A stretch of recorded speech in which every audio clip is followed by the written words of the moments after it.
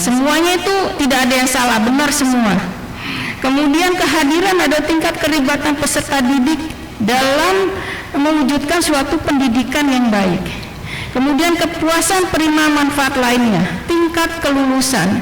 Kadang-kadang tingkat kelulusan dijadikan suatu peringkat dalam menilai suatu lembaga pendidikan atau organisasi pendidikan. Nah, kalau tingkat kelulusan menjadi suatu faktor, ini merupakan isu yang harus kita cermati. Kenapa kok tingkat kelulusannya itu menurun? Tentunya ada hal-hal yang perlu diperbaikan, dan ini juga masih menjadi isu. Lamanya waktu penyelesaian program juga masih menjadi isu. Kemudian penempatan kerja pada interval setelah lulus, apalagi saat ini ya, banyak yang lulus sarjana tapi belum mendapat penempatan, bukan karena tidak ada, karena memang kondisi pandemi ini kan sektor-sektor pekerjaan banyak yang berdampak. Kemudian tingkat kualitas staf secara keseluruhan pun mempengaruhi dan sering menjadi isu. Publikasi dan hasil penelitian staf yang masih terbatas juga menjadi suatu isu. Hanya beberapa tingkat perguruan tinggi yang bisa mampu melakukan ini. Jumlah jam pengembangan profesional yang berkelanjutan juga menjadi suatu masalah yang signifikan, termasuk juga konsentrasi program terakreditasi. Jumlah keluhan, kalau jumlah keluhan pasti ini banyak keluhan untuk hal ini, karena dampaknya isunya sudah banyak, berarti keluhannya tentu relevan dibanding lurus. Jumlah peneliti kepada staf pengajar, nah ini juga penelitian itu tergantung dengan budgetnya, ini juga menjadi isu, termasuk tingkat pencapaian hasil belajar. Next. Nah, isu-isu yang harus kita atasi agar pendidikan di Indonesia itu maju. BSN dalam hal ini telah menerapkan mengadop sistem manajemen untuk organisasi pendidikan sebagai persyaratan dan panduan penggunaan, yaitu 21.000 versi 2018, yang merupakan sistem manajemen pertama di tingkat internasional yang diperuntukkan spesifik bagi sektor organisasi pendidikan, yang dirilis pada bulan Mei 2018.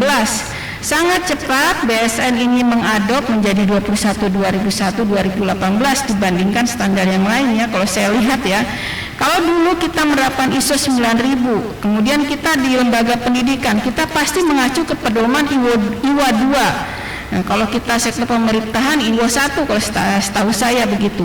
Nah, ini sekarang tidak pakai IWA 2 lagi, dia udah khusus sendiri lagi. Nah, ini sangat baik perkembangannya. Kenapa seperti itu? Mungkin inilah pendidikan menjadi suatu prioritas yang penting. Komite Akreditasi Nasional kemudian telah membuka layanan skema akreditasi lembaga sertifikasi sistem manajemen organisasi pendidikan yang dikenal dengan LSMOP mulai 1 Juli 2020. ISO 21.000 versi 2018 ini merupakan salah satu wujud dukungan pemerintah dalam memastikan sumber daya yang unggul guna terwujudnya kemajuan sistem pendidikan di Indonesia. Ini merupakan sejalan tadi dengan apa? Harapan dan keinginan dari bangsa kita melalui Bapak Jokowi sampaikan tadi, dan juga bisa mengatasi isu-isu yang sebelumnya saya paparkan. Next. Ini wujud dari SNI-nya. Di dalam SNI ini merinci persyaratan penyediaan panduan untuk bagaimana menetapkan sistem manajemen organisasi pendidikan, kemudian bagaimana menerapkannya, bagaimana memelihara supaya tetap sustain. Tadi sudah disampaikan oleh Pak Nyoman Kaca bagaimana memeliharanya, melakukan peninjauan, kemudian meningkatkan sistem manajemen untuk organisasi pendidikan. Isinya seperti itu secara garis besar. Next. BSN mengupdasi SNI ISO 21.000 versi 2018. Kalau saya lihat masih standarnya dalam bahasa Inggris ya, belum Indonesia. Tapi bisalah dipahami karena bahasanya nggak terlalu susah untuk dipahami. dikembangkan oleh ISO, atau kalau kita punya di ISO itu ada perkumpulannya ya, visinya 288, bertugas untuk melakukan harmonisasi manajemen mutu organisasi pendidikan dengan organisasi masyarakat lainnya. Standar ini berdiri sendiri dan selaras dengan ISO 9001. Kalau kita bicara selaras, tadi sudah disampaikan oleh Pak Era tuh, bagaimana perkembangan dan level structure-nya itu sama. Kemudian ini merupakan tools dari manajemen umum untuk semua organisasi untuk bisa menerapkan dengan pendekatan kualitas yang tersistematis melalui konsep, struktur, dan manajemen mutu. Tadi juga sudah dijelaskan oleh Pak Era bahwa standar SNI ISO 21001 ini bisa diimplementasikan bersama dengan standar regional dan nasional. Misalnya BNPT tadi ya, jangka waktu akreditasi 5 tahun, kita bisa melakukan surveillance pemeliharaan dengan standar ini. Next. Apakah standar ini diterapkan untuk siapa? Pertanyaannya seperti itu. Tentunya cocok untuk pendidikan formal dan informal. Kalau pendidikan umum kita tahu semua ya, mulai dari PAUD, TK, SD, SMP, SMA, SMK, dan perguruan tinggi. Untuk mempersiapkan menjadi berkembang sebagai anggota masyarakat yang berkontribusi terhadap kehidupan dunia. Tadi kan tujuan dari 21001 itu ya.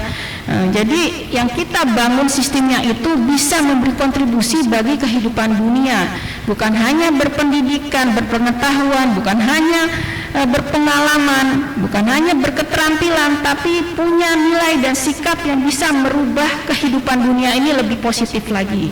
Yang kedua adalah bisa digunakan oleh pelatihan dan pendidikan pusat bimbingan dalam rangka mempersiapkan profesi pekerjaan tertentu untuk kebutuhan dalam pengembangan karir. Nah, kalau kita bicara tentang pendidikan informal, belajarnya seumur hidup ya. Kalau kita belajar masak nih, kan informal tuh kursus-kursusnya usia berapapun juga bisa. Nah ini bisa juga diterapkan ini. Next. Kalau ruang lingkup SNI ISO 21001 2018 secara kesistemannya itu mencakup untuk pendidikan anak usia dini, pendidikan dasar dan menengah, pendidikan tinggi, organisasi pendidikan selain yang nomor 1, 2, 3. Namun untuk yang sudah diagregasi, yang sudah kan punya skema agregasinya, yaitu baru untuk pendidikan tinggi. Kalau pendidikan tinggi di sini yang nomor 3, yaitu universitas, institut, akademi, politeknik, sekolah tinggi, vokasi. Vokasi itu apa? Kayak D1, D2 seperti itu. Next. Ini adalah prinsip-prinsip dari sistem manajemen ISO 21001 2018 yang bapak-bapak atau ibu-ibu yang bergerak di sektor organisasi pendidikan harus pahami pada saat menerapkan. Kalau kita bicara tentang 1 sampai nomor 7, itu hubungannya seperti yang tadi disebutkan oleh narasumber sebelumnya, yaitu Pak Era. Kita mungkin dekatlah dengan 9.000 ya.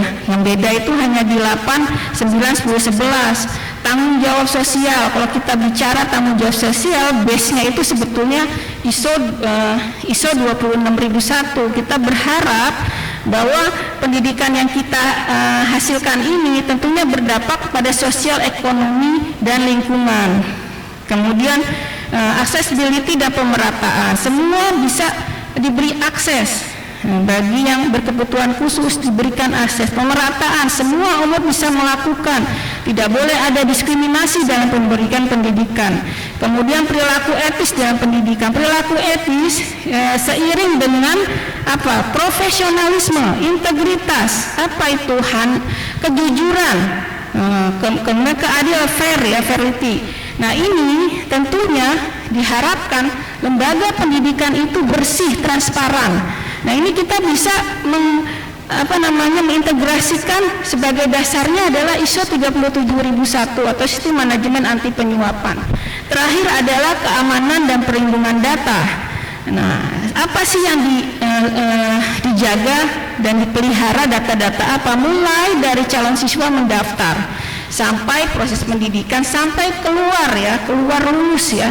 itu dapat sarjana, dapat sertifikat, itu yang dipelihara. Hasil-hasil evaluasi juga dipelihara. Jangan sampai ke depannya ada sertifikat itu nomornya double.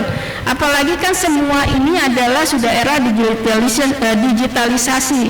Nah, ini juga jangan sampai sistem digitalisasi yang terkait dengan data ini bisa dihack. Maka harus ada keamanan security yang ada di situ. Nah, ini sangat baguslah perkembangan standar ini. Next. Tadi Pak Era itu memberikan informasi bagaimana mensinkronkan akreditasi BNPT dengan ISO 21001 ini. Kalau di sini saya akan memberikan share bagaimana suatu sistem manajemen organisasi pendidikan ini bisa terintegrasi dengan sistem ISO 9001, 45001, kaitannya kalau 9001 semua udah paham ya terkait dengan sistem manajemen mutu. Kalau 45001 mengenai sistem manajemen kesehatan selamatan kerja, SNI ISO 14001 tentang sistem manajemen lingkungan. Oh, kenapa sih kalau di pendidikan juga harus punya 45001? Kalau kita bicara jumlah tenaga didik kita itu kan lebih dari 100, itu sebetulnya wajib untuk menerapkan SMK 3, harus punya sistem jika ada terjadi keadaan darurat baik itu kecelakaan kesehatan maupun keselamatan harus diperhatikan. Ingat, kita di masa pandemi ya, ada COVID tuh, itu salah satunya ada di 45001 tuh. Nah, kita lihat di sini konten organisasi semuanya sama. Mulai dari pemahaman mengenai konteks organisasi sampai dengan sistem manajemen prosesnya. Nah, jadi bisa diintegrasikan. Kalau ada OHS itu berarti SMK 3, KMS itu berarti mutu. Nah, kalau IO adalah Education Organization, kalau E ada environment, yang konteks organisasi bisa disatukan, diintegrasikan. Leadership juga sama. Yang berbeda di leadership, kalau di ISO 45000 ada participation, consultation, dan representation. Tapi kalau yang di 9000 manajemen organisasi pendidikan, kemudian ISO 14000 itu tidak ada. Yang ada hanya di 45001. Di planning semuanya sama. Bagaimana menetapkan sesuatu mengacu kepada resiko dan opportunity-nya, peluang. Jangan sampai kita melihat resiko tapi tidak melihat peluangnya. Peluang apa? Peluang untuk mendapat sesuatu yang positif, pengaruh yang positif ya, yang diharapkan telah teridentifikasi. Begitu juga mengenai sasarannya ya, sasaran mutu dan pencapaiannya dan perubahan dalam planningnya. Jadi nomor 6 itu bisa diintegrasikan. Nomor 7 juga sama. Di bidang support, result, kompetensi, awareness, dan dokumen information. Namun di dalam ISO 21000 tidak ada kaitannya dengan information. Itu hanya ada di 45001. Kemudian di DU ini masing-masing kriterianya khusus ya, khusus sendiri ini, spesifik. Kalau dicek semua performance evaluation sama, kalau di improvement yang beda hanya kalau di K3 itu ada insidennya. Jadi kalau ada kotak merah, ada garis merah, itu yang perbedaannya. Next. Sebelumnya saya akan next sebelumnya. Nah, ini saya ingin sampaikan semuanya ini acuannya sebetulnya Annex SL, High Level Structure, itulah yang menjadi kenapa dibilang selaras ya. Next. Nah, ini kalau Bapak Ibu mau jadi auditor, mau lihat apa sih kalau kita melakukan audit manajemen hubungan, kriteria apa yang menjadi fokusnya. Nah, kalau kita melihat manajemen hubungan, kita lihat di kolom nomor 3-nya, berarti kita harus bicara mengenai perencanaan, kita harus bicara mengenai pengelolaan sumber daya, kita harus bicara mengenai komunikasi, pengendalian proses, produk layanan, analisa evaluasi, kemudian bicara masukan tinjauan peningkatan berkelanjutan. Begitu juga kalau kita bicara mengenai perilaku etis dalam pendidikan, apa yang harus kita tanyakan, apa yang harus kita siapkan? Lihatlah di kolom sebelah kanan ini. Ini adalah memudahkan kita pada saat kita melakukan mapping apa saja yang harus sesuai dengan prinsip-prinsip manajemennya dan memudahkan kita dalam melakukan audit internal. Saya rasa kalau auditor internal paham cara membacanya. Next. Kalau kita menerapkan sistem harus punya manfaat, begitu juga dalam keseharian kita. Segala sesuatu didasarkan dengan manfaat yang positif. Begitu juga standar ini mempunyai manfaat agar sasaran aktivitas lebih selaras dengan kebijakan. Selama ini aktivitasnya A, sasarannya B, kebijakannya C. Nah, tidak selaras berarti tidak maju. Ini kita menyelaraskan. Kemudian tanggung jawab sosial yang lebih besar dengan menyediakan pendidikan yang bermutu serba mencakup adil untuk semuanya. Nah, ini tanggung jawabnya adalah yang dulunya tidak ada tanggung jawab sosial, sekarang kita diminta untuk mencakup keadilan bagi semuanya, pemerataan. Kemudian pembelajaran yang lebih mengikuti kebutuhan masing-masing individu. Kita lihat pendidikan kan berbagai jenis anak-anak dengan tipenya, dengan pola pendidikannya. Nah, ini standar ini berharap pembelajaran itu juga mengikuti kebutuhan masing-masing individunya agar apa? Daya tangkapnya, daya serapnya itu lebih cepat dan lebih apa? Kita semua bisa mengikutinya dengan baik ya. Dan khususnya peserta didik yang berkebutuhan pendidikan khusus, peserta didik jarak jauh. Kemudian manfaat apa lagi? Proses konsistensi dan alat evaluasi untuk efektivitas dan efisiensi. Apa itu dikatakan efektif? Apa dikatakan efisien? Kalau efektif sesuai dengan apa? Dengan sasaran dan tujuannya. Kalau efisien sesuai dengan sumber daya yang ada. Kita berharap semua pendidikan, organisasi pendidikan bisa seperti itu. Kemudian harapan yang paling salah satu dampaknya ya kredibilitas organisasi yang meningkat, image dari organisasi itu meningkat menjadi nilai jualnya. Kemudian cara memungkinkan organisasi pendidikan menunjukkan komitmennya terhadap praktek manajemen pendidikan yang efektif. Inilah caranya kita memperlihatkan bagaimana komitmennya dalam menerapkan ini. Pimpinannya bisa terlihat, menjadikan budaya perbaikan organisasi, harmonis standar regional, nasional, internasional.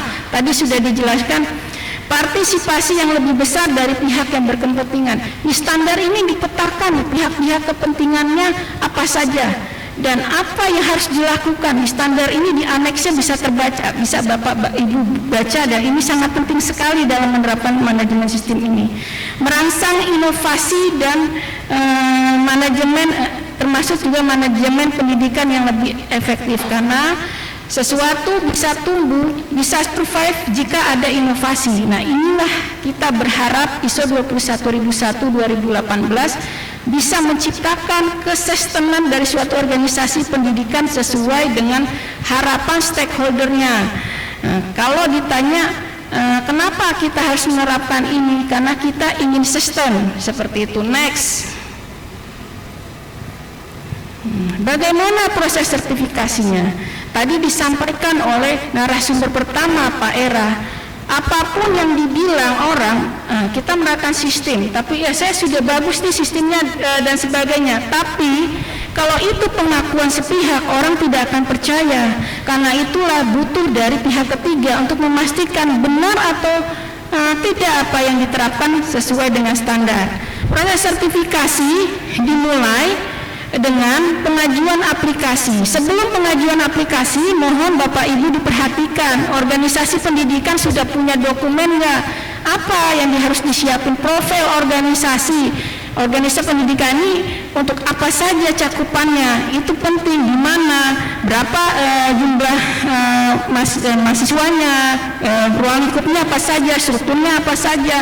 Di profil perusahaan organisasi ini harus tunjukkan. Kemudian mempunyai pedoman sistem manajemen organisasi ya, kemudian operasional, kemudian pendidikan ya, kebijakan, tujuan, sasaran, SMART itu SMART juga harus dibuat. Yang penting adalah identifikasi resiko peluang untuk SMOP. Laporan audit internal sudah dilakukan, berarti audit internal sudah dilaksanakan. Tentunya kalau melakukan audit internal sudah ada pelatihan auditor internalnya. Kemudian melakukan tinjauan manajemen dari apa yang telah diterapkan. Kemudian punya daftar induk dokumen baik soft maupun hard copy. Sebagai tambahan, kalau Bapak Ibu adalah pendidikan tinggi, dokumen awalnya ditambahkan, yaitu laporan evaluasi diri dari organisasi perguruan tinggi, laporan kinerja organisasi perguruan tinggi, laporan kinerja organisasi program studi. Jadi ada tambahan 3 untuk pendidikan tinggi ya. Untuk proses sertifikasi apa yang harus dilakukan? Pertama juga ya, sama kita kalau mendaftar sekolah ada aplikasi. Nah, kita isi apa yang diminta, biasanya ruang lingkup, jumlah karyawan, kemudian apa saja yang telah NPWP dan sebagainya lah, registrasi yang standar-standar saja, yang beda cuma ruang lingkupnya. Kemudian dari data-data yang diminta, jika dirasakan cukup, ada kesepakatan harga dan sebagainya. Di sini dalam penetapan harga dasarnya sama dengan yang lainnya ya, dengan ISO 9000, yaitu jumlah ya, jumlah personil yang ada dan juga ruang lingkupnya. Kemudian audit tahap 1 yaitu des audit, biasanya bisa juga langsung ya, memastikan SMOP yang telah didokumentasikan telah memenuhi persyaratan standar dan kesiapan sebelum audit tahap 2. Audit tahap 1 ini penting ya, supaya kita merasa pede ya untuk kita next ke depannya. Kalau ada temuan banyak di audit tahap 1, Bapak Ibu jangan merasa gelisah atau aduh gimana. Itu semakin banyak temuan di audit tahap 1 itu semakin banyak kita lebih siap untuk memperbaiki. Nanti di tahap 2-nya insya Allah tidak akan ada temuan lagi. Kemudian kalau tahap 1 sudah diperbaiki, masuk ke tahap 2, memastikan SMOP diimplementasikan secara efektif dengan memenuhi persyaratan standar peraturan perundangan. Yang terpenting sih kalau Bapak Ibu sudah menerapkan standar, akan lebih baik diimplementasikan 3 bulan itu ya Bu Dian ya. Nah, tapi kalau minta cepat harus ada suatu proses yang sudah diimplementasikan, karena kalau kita menerapkan suatu sertifikasi tanpa terlihat implementasinya itu sangat susah untuk memutuskannya. Kemudian pengambilan keputusan setelah dilakukan audit tahap 2. Jika tentunya temuan-temuan sudah diperbaiki, di sana di dalamnya ada peninjauan teknis untuk pengambilan keputusan berdasarkan laporan ya, dan rekomendasi yang terbitkan. Terakhir adalah penerbitan sertifikat sesuai dengan ruang lingkupnya. Itu saja, ada 5 tahap dalam proses sertifikasi. Next, berlaku 3 tahun, setiap tahunnya ada surveillance. Demikian penjelasan, semoga bermanfaat dan bisa dipahami. Terima kasih. Baik, terima kasih Bu Herwin, Direktur Komisi Kofindo, pemaparan dalam konteks sertifikasi dan penjelasan ISO-nya. Baik, Bapak Ibu sekalian setelah dengan para narasumber, ini ada beberapa pertanyaan, mungkin nanti kita saling menyampaikan pendapat dari para narasumber terkait pertanyaan-pertanyaan tadi. Kalau ada sekitar 27 sampai 30 pertanyaan, 35 pertanyaan yang kalau buat saya klaster, maaf Bapak Ibu peserta webinar, karena ada yang sama dan mungkin juga mirip intinya. Pak Erang, Bu Herlin dan Pak Nyoman mungkin nanti juga bisa saling memberikan pendapatnya. Yang pertama adalah terkait keterkaitan 21.000 ini dalam konteks ban PT, akreditasi ban PT. Ini seperti apa? Karena apakah ini saling menafikan atau kemudian tentunya tidak ya, tapi bagaimana ini bisa saling align dan menyatu, mengintegrasikannya seperti apa sehingga seperti apa kiat-kiatnya, karena ada juga di situ kriteria ban terkait 9 kriterianya, ada pertanyaan seperti itu terkait borang, LKPS dan seterusnya. Lalu seperti apa kiat menerapkannya supaya ini bisa saling smooth, bukan saling menambah beban bagi pendidikannya dan organisasi pendidikan, tapi bagaimana bisa smooth, bisa saling menyatu sehingga bisa pencapaiannya lebih baik. Itu yang juga dipertanyakan. Lalu kemudian ada juga beberapa hal terkait apa kiat-kiatnya mungkin dengan Pak Nyoman ya, untuk apakah betul ini bisa meningkatkan kinerja pendidikan dengan baik dan seterusnya. Dan juga ada, dan tentunya ini mungkin tidak mungkin ya, bahwa apakah dengan 20.000 ini kewajiban dan kewajiban jadi tidak ada, dan ini mungkin tidak mungkin. Tapi ini adalah bagaimana relasi sistem ini 5.000 dalam rangka mensupport pencapaian akreditasi untuk perguruan tinggi ini yang banyak pertanyaan terkait seperti itu, dari mulai kiatnya, integrasi dengan kriteria-kriterianya, penyusunan dokumen dan seterusnya. Lalu kluster kedua adalah pertanyaannya adalah apakah ini bisa diterapkan untuk pendidikan selain perguruan tinggi? Tentu jawabannya bisa. Dan walaupun saat ini kan masih belum punya skema akreditasinya. Tapi mungkin disilakan dari Pak Musa bisa menyampaikan seperti apa sharingnya. Lalu yang kluster terakhir adalah apa manfaat secara umum yang bisa dirasakan dengan menerapkan ini di dalam tata kelola manajemen organisasi pendidikan. Baik, mungkin itu yang secara umum saya coba share tadi. Tidak mohon maaf para peserta webinar tidak saya bacakan satu-satu, tapi intinya adalah itu terkait dengan bahan. Ada 3 klaster tadi.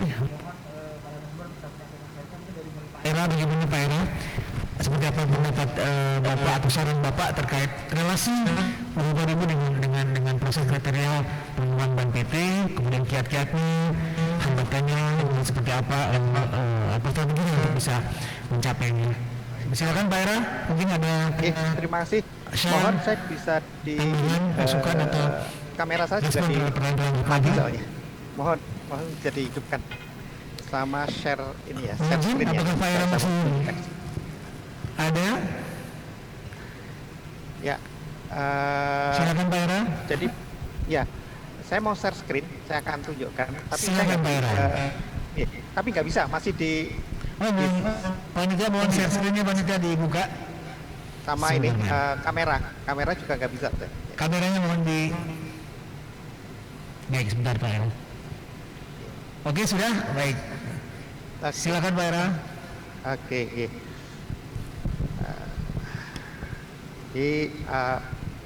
Pertanyaan menarik tadi teman-teman. Jadi itu yang menjadi apa namanya?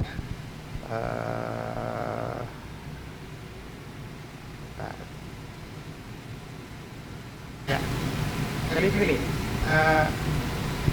Saya sudah menerapkan di tempat saya itu adalah mulai masih gerak dulu ya. Jadi masih gerak dulu sampai sekarang. Jadi itu saya integrasikan. Jadi artinya kriteria ban PT itu menjadi target saya. Kriteria ban PT akan menjadi target. Untuk mencapai target itu ada followernya. Jadi kalau saya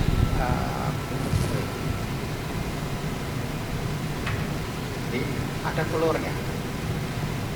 Nah ini. Jadi ini adalah target saya. Maka untuk mencapai ini saya harus melakukan satu evaluasi dan saya harus menentukan bagaimana standar proses saya. Nah, standar proses saya ini saya gabungkan. Saya gabungkan misalnya klausulnya daripada ISO, maka yang hitam itu adalah kriteria dan itu. Dan ini terintegrasi di penjaminan. Kenapa? Klausul 9 diminta LKPS laporannya oleh sekolah itu, karena itu yang akan dicek LKPS dan terakhir improvement dan LID. Jadi menjadi satu kesatuan di sini. Jadi menjadi sangat apa tadi yang disampaikan teman-teman, sampai nanti ISO pada saat ada surveillance menyiapkan dokumen screen. Pada saat ada ban PT dokumen screen. Nah, di sini menjadi satu kesatuan. Dan satu di ISO 21000 itu dokumen-dokumennya pasti akan ditanya. Salah satu contoh di klausul 4 ada tertulis documented information. Klausul 4 kita diminta adalah salah satu adalah strategi. Bisa kita berupakan dalam bentuk adalah renstra. Dan renstra pun yang kita minta bukan hanya renstranya saja, tapi ada bagaimana mekanisme sesuai dengan kriteria 1 yang diminta oleh PANPT, bagaimana melakukan bisnis dan terus di kriteria itu transporting juga ada diminta documented information, di kriteria 8 atau 6 juga ada tentang Renstra, ada tentang risk management di situ, itu adalah juga documented information documented. Cuma ISO tidak menentukan bagaimana bentuk dokumennya. Dokumennya monggo setelah pertanyaannya adalah dari sini SOP perlu nggak? Ya, SOP sudah lewat, kita anggap. Kita bicaranya bukan SOP. Boleh ada atau enggak, di sini adalah yang saya sampaikan adalah harus, sekarang itu sudah terlewat. Jadi kita bicaranya bukan SOP sekarang, bicaranya adalah bagaimana kinerja kita. SOP masih kita perlukan untuk melihat prosesnya sesuai enggak. Tapi ada beberapa komponen yang diminta dokumen. Ada documented information di situ. Secara spesifik diminta. Salah satu adalah record. Kenapa LKPS ini diminta adalah record? LKP sebenarnya 3 tahun sekali, karena 3 tahun depan. Jadi recordnya bagaimana? Kalau 2 tahun kita akan kembang. Jadi itu, terima kasih. Monggo. Baik, terima kasih Pak Era dalam konteks dokumentasinya ya. Juga mungkin ada yang perlu dijelaskan juga Pak Era, bagaimana dalam konteks culture ya, budaya. Artinya ada pertanyaan seperti apa membangun kesadaran mutunya, kemudian bagaimana ini menjadi 21.000 itu menjadi sebuah, ada pertanyaan itu satu tools yang memang mendorong improvement. Nanti mungkin saya sebelum ke Pak Numan. Ini ada ini Pak Era, ada masukan Pak Era terkait itu selain konteks dokumentasinya Pak Era ya. Jadi salah satu pola improvementnya ada di AMI. AMI di 21.000 sudah bukan berbicara masalah audit mutu internal, tapi assessment mutu internal. 21.000 bicara assessment. Assessment itu apa? Assessment itu bagaimana pola itu terus dinaikkan. Jadi jangan sampai nanti tiap tahun ya sudah terjadi itu audit nggak ada temuan proses bukan. Jadi kita mengakses adalah apakah sistem itu dinaikkan terus. Sistem itu dinaikkan terus. Sehingga di kriteria klausul 4 dan klausul 9 ya kan menjadi salah satu topik. Jadi betul tadi kalau kita melihat tentang AMI dari itu adalah yang disampaikan tadi betul, Jadi itulah inovasi yang banyak nanti kita kembangkan. Tapi kembali lagi di sini. Ini nggak instan ya. Jadi kita jangan sampai hari ini mengeluarkan ISO 21.000 besok sudah menikmati hasilnya, tidak bisa. Jadi saya sampaikan juga, terutama juga teman-teman di Sukomino juga tidak bisa mengharapkan bahwa sekarang sudah tersertifikasi ISO 21000 tahun depan akan bisa meningkat. Kita peluang. Itu. Baik. Terima kasih. Terima kasih Pak Era. Baik, kita ke Pak Nyuman. Mungkin Pak Nyuman lebih bagaimana nih dalam konteks praktisi, lebih banyak membangun kiat-kiatnya. Kalau pertanyaan kan lebih banyak bagaimana kiatnya bisa menerapkan ini, bisa mencapai kinerja yang baik dengan ini bisa membangun kesadaran di dalam seluruh insan di dalam organisasi pendidikan yang ada di universitas di tempat Bapak. Mungkin Bapak bisa menjelaskan Pak seperti apa kiat atau strategi untuk penerapannya sehingga tidak antara 21.000 kemudian Bandt tidak saling memberatkan, malah terus saling mendukung, terus juga mencapai performa budaya mutunya. Ini pertanyaan yang banyak tadi ditanyakan oleh beberapa penanya. Silakan Pak Numan, mungkin bisa share pengalamannya. Terima kasih Bapak Moderator. Izin Pak Numan, silakan. Yang lain yang saya hormati. Jadi mohon izin. Jadi sebelum ISO 21001 versi 2018 ya, kami juga mendapatkan ISO 9001 2015. Jadi kalau kita lihat, jadi memang ada beberapa penyempurnaan. Yang sekarang ISO 2021-2018, kalau kita lihat klausul-klausulnya itu sudah inline dengan kriteria 9 instrumen akreditasi yang diterapkan oleh BAN-PT. Jadi walaupun indikator-indikator daripada capaian pada klausul itu penempatannya tidak sama, tetapi itu sudah mengcover keseluruhan. Sehingga dengan penerapan daripada mutu ISO 21001 versi 2018, saya kira itu semuanya akan mendukung SPE, yaitu akreditasi oleh BAN-PT dan BAN-PT+. Jadi itu yang kita lihat. Saya di UAR ya, ini baru menerapkan sistem ya. Yang pertama, bagaimana agar mutu ini bisa menuju budaya yang memang betul-betul berbudaya ya. Yang pertama, rektor membuat kebijakan agar setiap prodi wajib setiap tahun mengisi LKPS sesuai dengan yang disampaikan oleh Prof. Jadi kita wajibkan setiap tahun agar mereka itu mengisi LKPS. LKPS ini kita buatkan sistem sehingga kita sudah mengawasi dari rektorat. Semua prodi kita bisa mengawasi siapa yang bekerja, siapa yang maksimal. Jadi Pak Rektor, jadi itu akan diberikan peringatan atau teguran ya, agar prodi-prodi itu secara konsisten mengisi LKPS, yaitu menyangkut data-data ya, sebagai pendukung ya. Kemudian data-data yang menyangkut mahasiswa lulusan penelitian, pengabdian dan keluaran itu secara otomatis diisi oleh sistem ya. Sedangkan data-data sahih yang diminta sesuai dengan klausul kemudian kita inlainkan dengan orang ya, IAPS dan IAPT, itu bisa kita awasi dengan sistem di Superkas ya. Jadi bukti sahihnya di sana, kemudian bukti autentik yang menyangkut kuantitatif ada di LKPS. Jadi itu kita baru mulai ini ya. Jadi setiap tahun juga kita melakukan audit.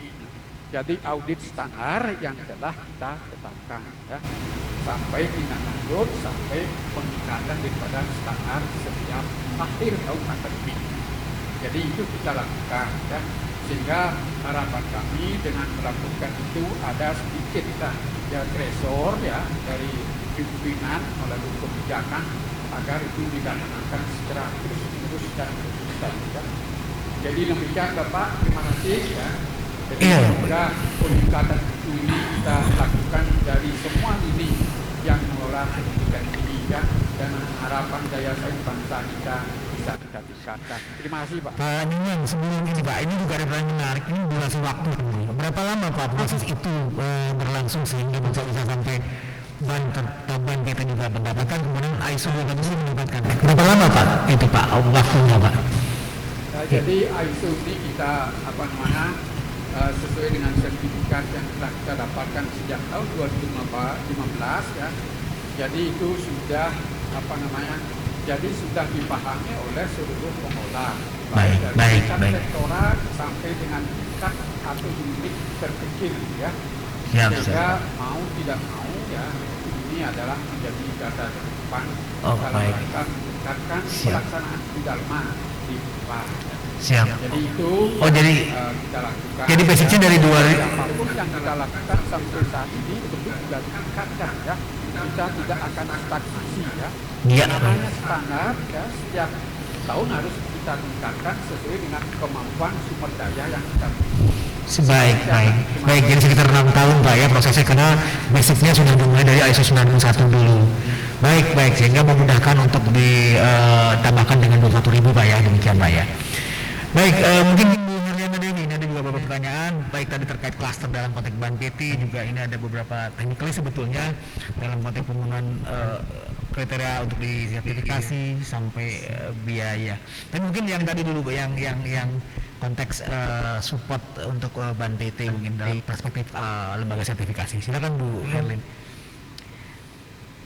Ini pertanyaannya yang ini ya, gerak cepat gitu. Ya, itu ada yang gerak cepat juga, tapi juga ada terkait biaya sebetulnya. Oh, biaya. Ya, ada juga terkait berapa lama prosesnya. Itu juga. Kalau biaya itu tadi patokannya adalah jumlah karyawan ya Pak, ditambah dengan ruang lingkupnya. Kita berdasarkan Mendes seperti itu. Jadi masing-masing kalau jumlah karyawannya sedikit, tentu Mendesnya akan lebih sedikit dan berdampak kepada siapa pembiayaannya. Kita basic pembiayaannya per Mendes seperti itu. Kemudian jadi tidak sama antara satu pendidikan satu dengan yang lainnya. Patokannya adalah jumlah karyawan dan ruang lingkup yang akan dilakukan sertifikasi ya. Itu dua itu baru bisa kita menetapkan Mendes dan kita kalikan dengan biaya Mendesnya. Kemudian berapa lama proses auditnya? Proses audit itu tergantung ya Pak, tergantung dari organisasinya. Kalau organisasinya sudah siap, itu bisa dalam waktu 1,5 bulan bisa dirilis Pak sertifikatnya. Masalahnya kan cepat atau tidaknya sertifikat itu terbit adalah tergantung dari organisasinya. Misalnya proses aplikasi tidak ada kekurangan data, cepat. Besoknya kita bisa masukkan dokumen, penawarannya sudah oke, kita masukin dokumen. Nah, waktu seminggu kita bisa melakukan verifikasi des audit ya Pak ya. Seminggu kemudian perusahaan organisasi melakukan perbaikan. Anggap saja itu memakan waktu 2 minggu. Kita minta 1 minggu ke depannya kita minta dilakukan audit step 2 atau tahap kedua bisa saja. Sampai dengan terbitnya sertifikat. Kalau ideal ya Pak ya, itu bisa 1 bulan atau 1,5 bulan. Menurut saya sih segala sesuatu tergantung dari kita sendiri Pak, organisasi pendidikannya. Juga tergantung dari komitmen pimpinannya untuk mentargetkannya kapan untuk keluar. Dari proses awal sampai akhir minimal membutuhkan waktu 1 sampai 1,5 bulan jika ideal ya Pak ya, seperti itu. Kemudian itu ada yang ini Bu, terkait apa yang bisa diintegrasikan dengan 21.000, dengan 37, dengan tadi saya sudah jelaskan bahwa standar ISO 21001 itu selaras dengan sistem manajemen anti penyuapan di bidang etis itu korelasinya memakai base-nya ISO 37001. Kemudian di bidang tanggung jawab sosial base-nya itu adalah ISO 26000. Nah, itu bisa kita lihat item-item apa saja yang bisa kita linkkan di sana. Jadi sangat-sangat bisa, karena ini base-nya memang sistemnya ISO-nya juga sendiri. Kemudian apalagi Pak Nurbeta? Ya itu Bu, yang gerak cepat, bagaimana supaya gerak cepat, gercep ya, gerak bersama, gaspol, gas apa ya? Nggak tahu kalau gas dari mana itu tadi Bu. Ya. Semua potensi bagaimana supaya cepat. Sekali lagi saya ulangi adalah komitmen pimpinan itu yang utama. Komitmen pimpinan yang utama. Kalau pimpinan utamanya berkomitmen dan diturunkan dalam eskalasi setiap level, itu baru bergerak. Setelah ada komitmen, apa yang dilakukan? Komitmen kalau tidak dilaksanakan tentunya percuma. Komitmen itu diturunkan dalam membentuk restra, rencana strategis, apa saja sumber daya yang dibutuhkan, baik manusianya, baik peralatannya, baik aspek finance-nya, apalagi yang harus dibuat. Tentunya menetapkan pedoman, kemudian menetapkan instruksi kerja dan dokumen-dokumen turunannya. Dan pada saat semua sudah ada, tetapkan kapan mulai menerapkannya. Jadi pimpinan harus membuat pemastian tanggal mulai penerapannya kapan. Dimulai dengan tanggal penerapan itu mulailah semua sama-sama menerapkan. Pada saat sudah diterapkan, dilakukan evaluasi. Apa yang kurang dari yang kita telah sepakati, telah kita rencanakan, kita kerjakan. Dilakukan tindakan koreksi untuk lebih menyempurnakan. Tadi sudah disampaikan oleh Pak Era bahwa tidak instan ini. Jadi selalu ada perbaikan-perbaikan menuju kepada continuous improvement. Jadilah tahapan-tahapan itu bisa berjalan yang dimulai dari komitmen pimpinan. Baik, terima kasih Bu Herlin atas penjelasannya. Jadi Bapak Ibu kita benar sekalian bahwa tidak ada pertentangan antara BNPB dengan ISO 27000 itu poin yang bisa oleh para narasumber, dan bahkan ini adalah satu yang mungkin kalau bahasa simpan yang strategi untuk bagaimana bisa mencapai aktivitas dengan baik, bagaimana satu model tata kelola yang bisa mendukung pencapaian terartinya satu isu perguruan tinggi dengan baik. Pak Era dan Pak Nyoman, masih ada waktu kita. Ada hal yang juga menarik nih dipertanyakan Pak. Apakah ketika teman-teman perguruan tinggi sudah memiliki ISO 91, apakah itu masih diperlukan ketika melangkah ke 20.000? Itu yang mungkin menjadi pertanyaan beberapa teman-teman. Mungkin Pak Era atau Pak Wayan bisa menjelaskan. Silakan Pak.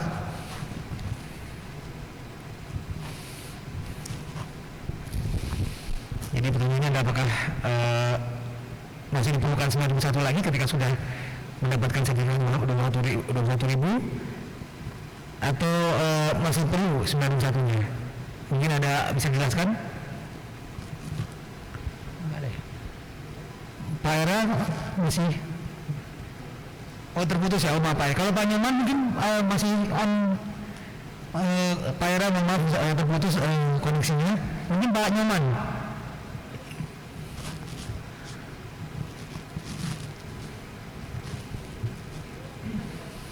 Baik, sudah on lagi Pak Era Pak Nyoman? Sudah connect ya? Ya, mungkin Pak Era Pak Nyoman tadi ada sedikit putus. Pak Era, ini ada pertanyaan menarik dari yang saya coba sampaikan bahwa apakah ketika teman-teman mendapatkan ISO 20.000 untuk 9.001 ini apakah sudah tidak diperlukan lagi? Atau bagaimana nih Pak kira-kira? Ini yang dipertanyakan beberapa teman-teman penanya. Silakan Pak Era, mungkin ada yang bisa menjelaskan Pak. Pak. Jadi sambil ini ya, sambil saya share screen, ada beberapa yang bisa saya sampaikan. Ya, jadi silakan Pak Era. Oke, terima kasih. Jadi kalau silakan Pak Era. Kalau ada yang 21.000, 9.001-nya masih ada atau enggak tergantung dari sertifikasinya. Kalau saya sebagai pelaku di praktisi, saya nggak memerlukan 9.001, tapi saya memerlukan 21.000. Iya. Hanya untuk pas ya, pas. Nah, bagaimana 21.000 itu? Dapat kita lihat dari data yang saya lingkari merah, yang saya lingkari merah dari. Seperti ini kita mulai 3 tahun terakhir TS4 74 pendaftarnya, 72 turun terus. Kalau saya lihat nggak ada reaksi apa-apa yang mengandung. Nah, ini kalau 21 itu kenanya di mana? Kenanya ada di policy, karena pada tamunya 80, kena apa pendaftarannya itu belum tahu. Apa masalahnya di sini? Karena klausul berapa? Adalah satu klausul di klausul 7 tentang support manajemennya. Yang kedua adalah klausul 9 monitoring monitoring, dan yang satu lagi adalah klausul 51 leadership-nya, pimpinannya. Kenapa pimpinannya mengatakan bahwa daya tampungnya 80 tapi pendaftarannya cuma 74? Jadi menunjukkan daya tampung tidak pernah melihat pasar. Ini adalah salah satu. Jadi kalau sudah temukan ini dari LKPS 21, dan itu enak, bisa kita lihat, dan ini terus pasti akan bergolak. Kalau ini terjadi, dan ini kalau terjadi, maka nilai targetnya juga akan jelek di kriteria kita mahasiswa. Nah, itu adalah satu penjelasan saya. Jadi 9.001 dan 21.000. Kalau sudah dapat 21.000, saya sebagai pengguna atau yang menggunakan 21.000, saya akan memilih hanya 21.091 kan. Baik, terima kasih Pak Era, semakin jelas. Ada yang tambahkan lagi Pak Era? Mungkin kalau saya, mungkin teman-teman di Sukovindo memberikan satu bonus gitu Bu ya. Kalau lulus 21.000 maka 9.001-nya sudah oke gitu. Otomatis. Baik. Tapi nanti kena. Otomatis. Baik, nanti itu Bu Era yang akan Iya. Baik Pak Era, mungkin Pak Nyoman, mungkin ada yang bisa nambahkan Pak Nyoman, karena Pak Nyoman juga sudah 6 tahun Pak ya. Kemudian bagaimana keterkaitannya antara standar ini. Pak Nyoman mungkin bisa memberikan testimoninya Pak Nyoman. Itu sudah sangat berpengalaman ya. Jadi saya sangat mendukung kegiatan manajemen mutu yang dilaksanakan oleh ISO 21001 versi 2018 ya. Karena itu adalah dalam rangka meningkatkan budaya mutu. Mohon maaf, dalam tanda petik budaya mutu di Indonesia ini harus kita budayakan ya. Sehingga kegiatan-kegiatan baik itu yang menyangkut SPMI dan SPME yang dalam rangka peningkatan dari tahun ke tahun secara berkelanjutan dan terencana bisa kita lakukan ya. Sehingga ujung-ujungnya SPME-nya semakin bagus ya. Kemudian terakhir itu adalah impact terhadap sebuah PT ya. Jadi impact-nya itu adalah positif. Tanda impact itu positif adalah itu stakeholder ya, sumber input semakin tahun itu semakin meningkat ya. Itu adalah dampak yang selanjutnya sebagai akibat daripada pelaksanaan mutu di sebuah PT ya. Itu tiada lain bagaimana daya saing terhadap lulusan ya. Bagaimana rekognisi dosen terutama di jurnal internasional. Itu adalah sebagai gambaran output ya. Kemudian bagaimana kinerja lulusan ya. Apakah kinerja lulusan itu yang mencakup 7 indikator itu apakah sudah baik atau belum ya. Jadi itu adalah akar-akar permasalahan yang harus kita lakukan ya, dalam rangka perbaikan baik dari segi input, proses, output ya. Itu semuanya ada di PT masing-masing ya. Jadi saya sangat mendukung kegiatan-kegiatan sertifikasi ini ya. Tentu itu adalah prosesnya harus didukung sehingga sertifikat ISO 21001 versi 2018 ini bisa dicapai. Demikian Pak, terima kasih. Terima kasih Pak Nyoman. Mungkin Bu Elin ada yang disampaikan? Tenang.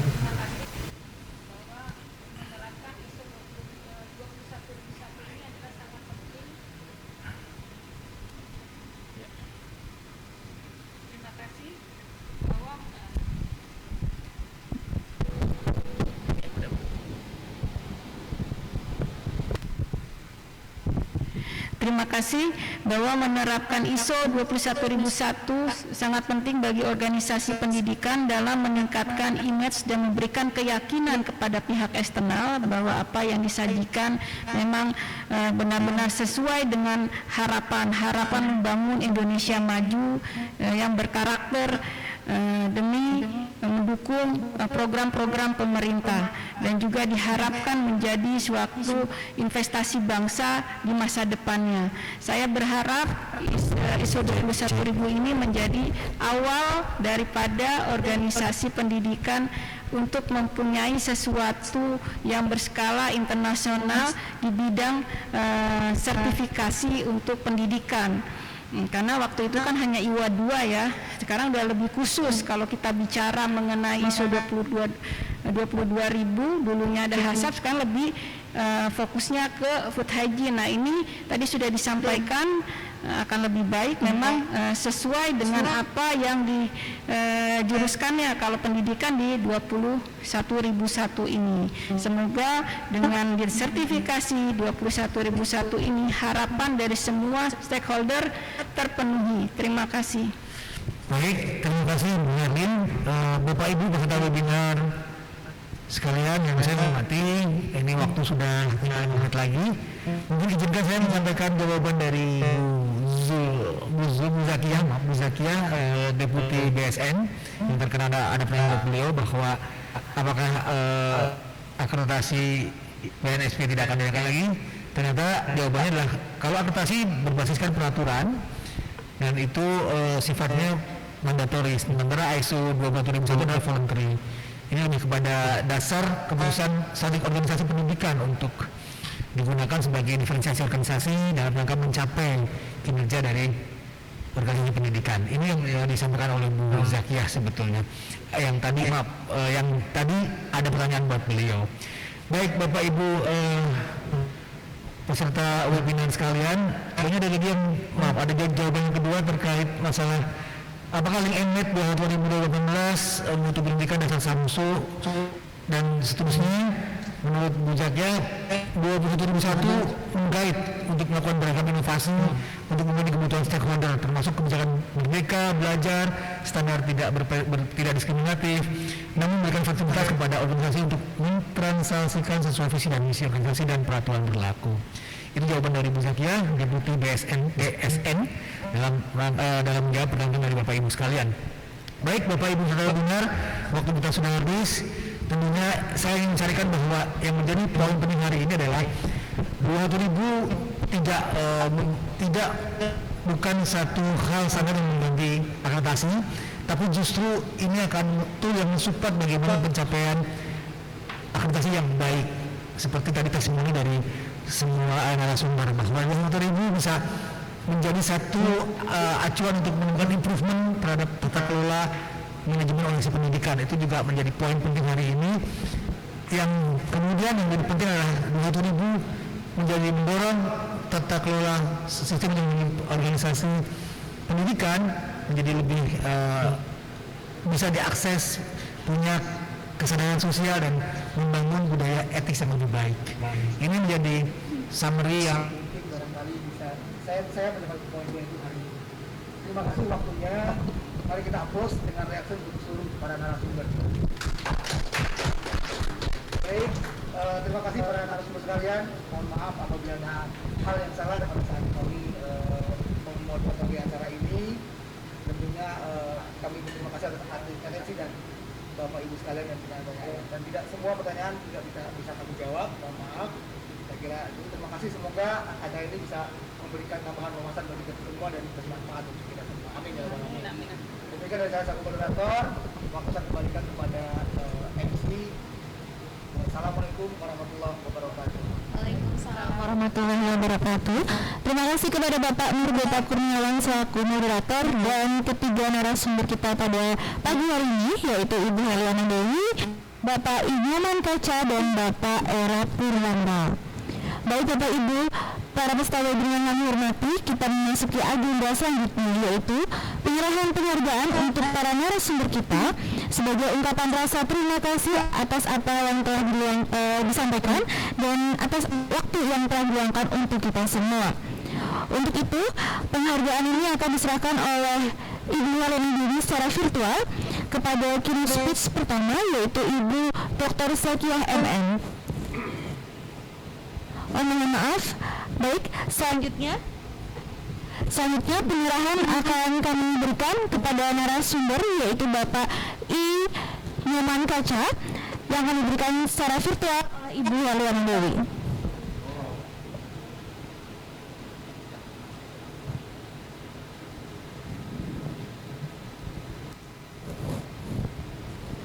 Baik, sambil menunggu Bapak Nyoman Kaca. Baik Bapak Ibu, inilah penghargaan yang akan diberikan secara virtual oleh Ibu Heliana Dewi kepada Bapak Nyoman Kaca sebagai narasumber kita pada pagi hari ini. Dan penghargaan secara virtual dan diserahkan kepada Bapak Imam Kaca. Terima kasih. Terima kasih kepada Bapak Imam Kaca. Dan selanjutnya adalah penyerahan penghargaan secara virtual oleh Ibu Hardiana Dewi kepada narasumber selanjutnya, yaitu Bapak Dr. Insinyur Eka Purwanto.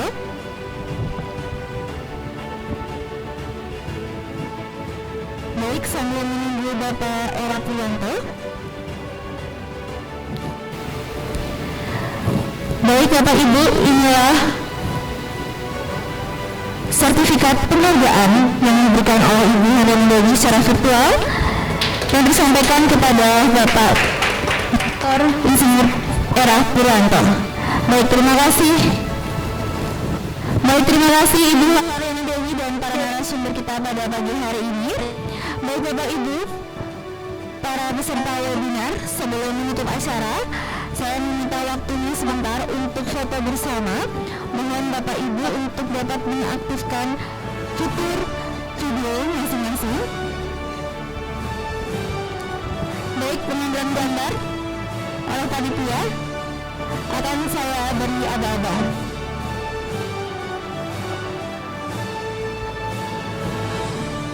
Baik, mungkin Bapak Ibu bisa bersiap-siap terlebih dahulu. Baik, saya beri aba. 3, 2, 1. Baik, sekali lagi Bapak Ibu. 3, 2, 1.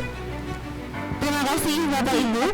Dan sebelum saya akhiri, saya harapkan kepada Bapak Ibu untuk dapat mengisi form feedback kegiatan, karena hanya peserta yang mengisi form feedback kegiatan yang akan kami kirimkan sertifikat dan akan kami kirimkan materi narasumber pada pagi hari ini. Baik Bapak Ibu, para peserta webinar yang kami hormati, kita telah sampai di penghujung acara. Saya mengucapkan terima kasih kepada Bapak Ibu yang telah hadir, dan semoga apa yang telah disampaikan oleh narasumber dapat memberi manfaat bagi kita semua. Saya Rizka Ladia sebagai pembawa acara dan mewakili seluruh panitia yang bertugas pada pagi hari ini. Mohon maaf apabila ada hal-hal yang kurang berkenan selama terselenggaranya acara ini. Akhir kata, sampai jumpa. Wassalamualaikum warahmatullahi wabarakatuh. Terima kasih.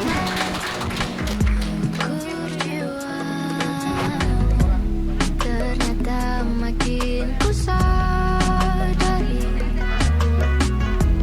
tiada yang seindah ini. Kemanapun aku pergi, dimanapun ku berdiri, kau kan selalu ada di dalam benakku ini. Seindah-indah di mata, ayuan cantik dunia, tak mampu mengubah hatiku untukmu.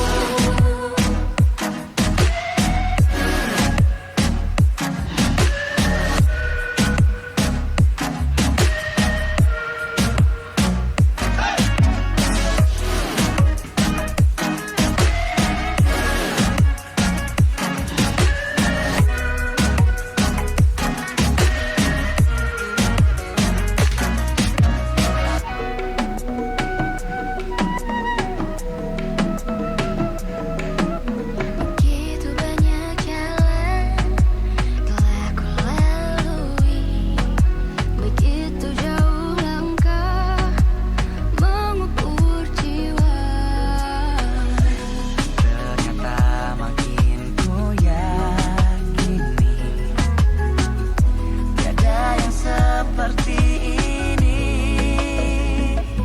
Kemanapun aku pergi, dimanapun ku berdiri, kau kan selalu ada di dalam benakku.